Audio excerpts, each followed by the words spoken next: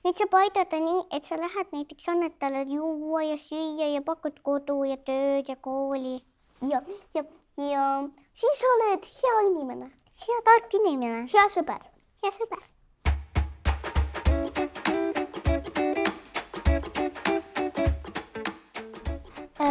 Et vett ja toitu oleks ja et pere oleks.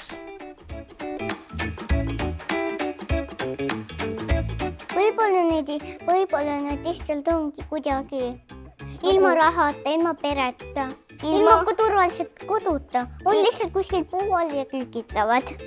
Ja neil ei ole süüa, neil ei ole kasulikke rohte, mida kaasa võtta. Nad ei saa üldse mitte ühegi koha peale. Neil võib näiteks astma olla.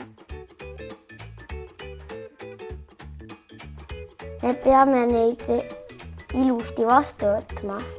Et sa tervitad kõigepealt. Maitame neid.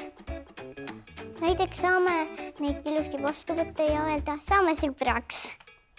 Aga mõnikord inimesed ei tahagi sinu sõbraks saada, isegi siis, kui nad on väga vaesed.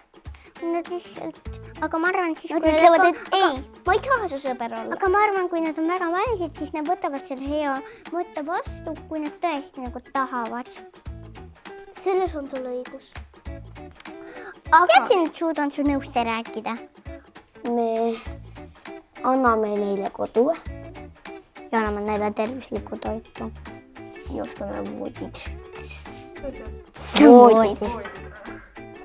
Kus neil muidu magavad?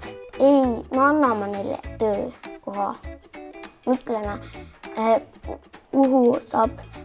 kus on väga hea töökoht, kuhu saab minna.